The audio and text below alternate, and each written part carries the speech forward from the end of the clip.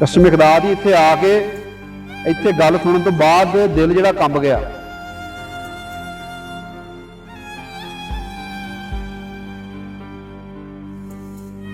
अल्लाह ताला अगर किसी को औलाद देवे तो नेक देवे, वरना ना देवे।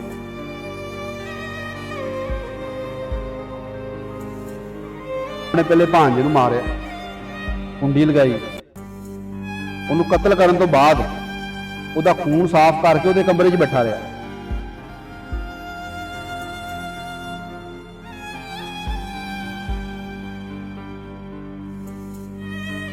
जफ्फी दे बहाने जनाब उन्होंने वार करता खंजर का। 70 साल का बुढ़ा बंदा, उन्हें की कर लेना सी।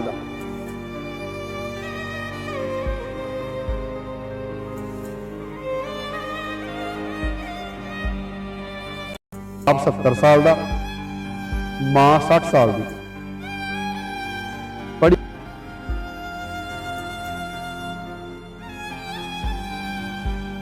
अस्सलामुअलैकुम दोस्तों, मैं तुहाडा भाई चीमा। तुहानूं अज गल सुनाउणी है यार कराची की, बल्कि गल नहीं है वाकया वा। और इस वाकये नूं सुनने तो बाद कोई भी इंसान जिहड़ा दिल रखदा, उसका दिल एक बार जरूर कंबेगा। बल्कि पत्थर दिल इंसान भी होया मेरी गल सुनने तो बाद वो एक दफा उसदी अखां विच अथरू जरूर आउणगे। गल सुन के जानी है, बहुत कीमती गल। वाकया है कराची शहर का, जिहदे विच एक बदबख्त, बदगुमान, जलील, जिन्ने भी लफज कह लो उस बंदे वास्ते थोड़े,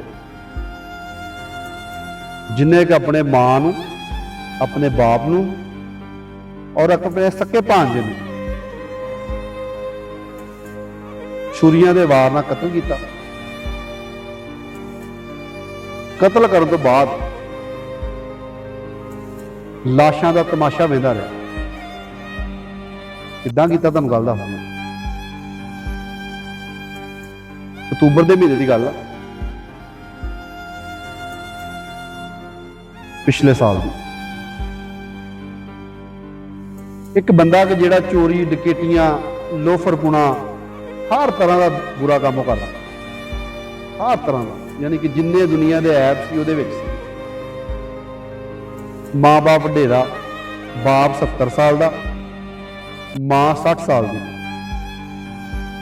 पढ़ी लिखी फैमिली, माँ बाप ने आला तलीम दी, पढ़ाया लिखाया, दुनिया की सारिया सहूलतां दित्तियां बदबख्त नूं। लेकिन बदबख्त ने की कीता, जिस माँ बाप ने पढ़ाया लिखाया, आला तलीम दी, सहूलतां दित्तियां, उन्हां नूं कतल कर लिया।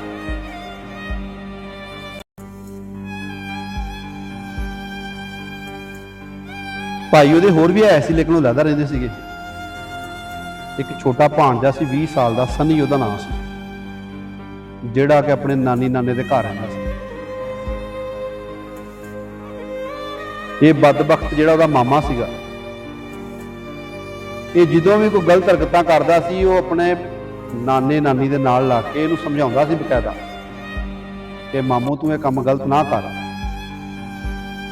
तू इन्ना परेशान ना कर मामे नूं ते नानी नूं। लेकिन बदबख्त दे सिर ते भूत सवार सी दुनियादारी दा, दुनिया दी हफसता।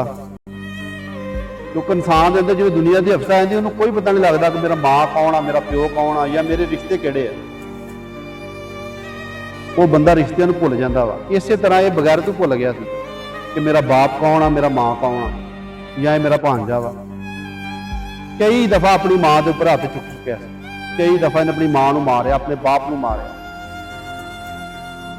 लेकिन अक्तूबर की 7 तरीक वाले दिन ये शाम नूं घर आंदा है, तकरीबन 10 बजे रात में। इहदा भांजा सनी, इहदा बाप, इहदी वालदा इहनूं बैठ के समझाउंदे आ कि यार तू जो भी कर रहा सही नहीं है, ये छड़ दे दुनियादारी, ये चोरी डकैती, दुनिया नाल धोखे फराड छड़ दे। लेकिन उन्हों की कोई गल नहीं मानता। वो कहते कि अगर तू ये काम नहीं छड्डने साडे घरों चला जा। ये गल इन्हूं बुरी लग जाती है। हर टाइम ना अपने जेब के विच खंजर रखता सी। प्लैन इन्हें पहले भी कई बार किया कि मैं इन्होंने मार दूँ, लेकिन मौका ना मिलता होगा। उस दिन 7 तरीक वाले दिन जो माँ बाप ने तो भांजे ने इन्हूं डांटिया कि यार ये तू काम सही नहीं कर रहा, या तू ये काम जेड़े छड्ड दे, या साडा घर छड्ड दे। बाप ने कहा या मेरा घर छड्ड दे। इसे बैसे बसइए च अपने आप अंदर दे अंदर अंदर ये दिल च मुनाफत सी। ये अपने माँ बाप को कहता ठीक है जी, जो तुसीं कहोगे मैं वो करांगा। सारे जाके अपने कमरे सौ जाते हैं। इसका भांजा भी अपने कमरे सौ जाता सनी जा। ये सुबह 4 बजे उठता वा, जांदा उहदे कमरे में अपने भांजे च सुता हुंदा बेचारा। जांदियां सार ही उहदे सीने ते वार करदा, खंजर दे नाल उहदे सीने ते वार करदा वा। 6-7 वार करदा उहदी। ज़ाहिर गल एक बंदा सुता सीगा, उहनूं कोई इन्नी हिम्मत नहीं बनी उहदी कि उठ के गल पैंदे, लेकिन फिर भी उहदे नाल घुलदा घुलदा रहा। जिन्नी उहदी जान है सी, जिन्ने उहदे साह सी, वो इहदे नाल घुलदा रहा। लेकिन इहदे हत्थ हथियार सीगा, खंजर सी। इन्हें जनाब अपने पहले भांजे नूं मारिया, कुंडी लगाई। उन्होंने कतल करने तो बाद उहदा खून साफ करके उहदे कमरे च बैठा रहा। इहदा बाप सुबह 7 बजे उठता वा, लेकिन अपने कम्मा कुम्मा च मसरूफ रहा। उस कमरे नूं कुदरती गल ना गया। ये 8 बजे अपने प्यो नूं यह गल कहंदा वा कि मैं काम ते जाना वा, मेरे को पैसे नहीं है, मैनूं किराया दिओ। उस बहाने दे नाल अपने बाप नूं कहंदा मैं तुहाडे नाल कोई जरूरी गल करनी है। कसमिकदार ही इत्थे आके इत्थे गल सुनने तो बाद दिल जिहड़ा कंब गया कि यार इदां भी बंदा बदबख्त हो सकदा। खैर बाप नूं अंदर लै जांदा वा, लिजा के जनाब उहनूं जफ्फी पाण लगदा वा। जफ्फी दे बहाने जनाब उहनूं वार करदा खंजर दा। 70 साल का बुढ़ा बंदा, उन्हें की कर लेना सी। प्यो दे उत्ते 12 वार करदा है दल्ला। ये गिरिया आया इंसान है, प्यो ते 12 वार करके प्यो नूं कतल कर दिंदा। प्यो बेचारा तड़फदा रहा। मां वडेरी सी, वो भी किते दूसरे कमरे च पई सी। इन्हें कुंडी ला के मूँह विच जो छुरी मार दी, प्यो के मूँह च कपड़ा देता ताकि उसकी आवाज ना निकल सके। उन्हें बेचारे ने तड़फ तड़फ के अखां दे सामने जान दे। इत्थे नहीं दिल भरिया। यार को अपने माँ बाप को इन्नी भी नफरत कर सकता, इस बंदे का इत्थे दिल नहीं भरिया। फिर प्यो ने भी सेम किया, प्यो की लाश नूं सामभिया। थोड़ा बहुत शोर किया, वालदा किते ना कुछ 1 घंटे बाद आई कमरे। जो इसकी मां आई आ, उन्हें वेख्या खून कमरा सारा जिहड़ा भरिया होया सी। उन्हें वेख्या मेरा मियाँ जिहड़ा डिग्या पिया वा। ये बकौल कि मेरा बाप जिहड़ा उसकी बैक साइड नजर आ रही सी, चेहरा नहीं नजर आ रहा। मां रोन लग पई। इन्हें फड़िया, इन्हें अपनी मां नूं कतल कर दिता, उसदे गले ते छुरी चला दी।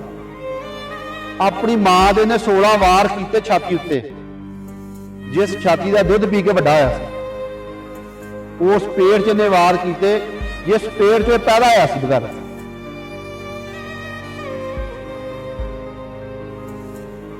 इन्हें 3 बंदिਆਂ ਨੂੰ कतल किया, अपने भांजे नूं सनी नूं, अपनी मां नूं, अपने बाप।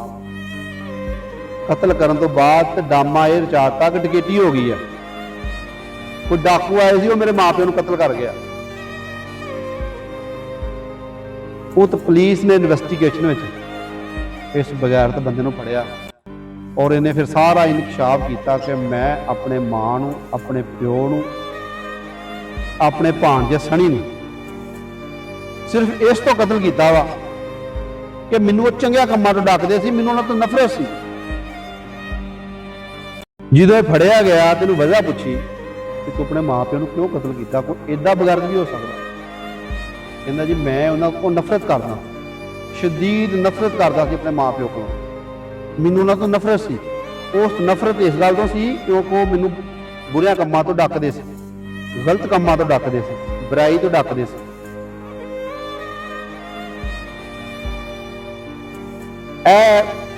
माशरा जिहड़ा वा साडा, यह गल सुनने तो बाद माँ बाप देखो ਬੱਚਾ ਜਦੋਂ ਪੈਦਾ ਹੁੰਦਾ ਉਦੋਂ ਤੋਂ ਲਾ ਕੇ ਐਂਡ ਤੱਕ ਔਲਾਦ ਉੱਤੇ ਇਨਵੈਸਟਮੈਂਟ ਕਰਦੇ। ਲੇਕਿਨ ਇਹ ਵੀ ਤਾਂ ਔਲਾਦ ਹੀ ਹੈ ਨਾ ਬਦਬਖਤ। ਦੁਆ ਕਰਿਆ ਕਰੋ ਅੱਲਾਹ ਤਾਲਾ ਅਗਰ ਕਿਸੇ ਨੂੰ ਔਲਾਦ ਦੇਵੇ ਤੇ ਨੇਕ ਦੇਵੇ, ਵਰਨਾ ਨਾ ਦੇਵੇ। ਇਹ ਸੀ ਜਨਾਬ ਅੱਜ ਦਾ ਕਿੱਸਾ ਜਿਹੜਾ ਕਿ ਤੁਹਾਨੂੰ ਕਰਾਚੀ ਦਾ ਸੁਣਾਇਆ। ਸਾਡੀ ਵੀਡੀਓ ਕੈਸੀ ਲੱਗੀ ਹੈ ਕਮੈਂਟਾਂ 'ਚ ਜ਼ਰੂਰ ਦੱਸਿਓ। ਅੱਲਾਹ ਹਾਫਿਜ਼।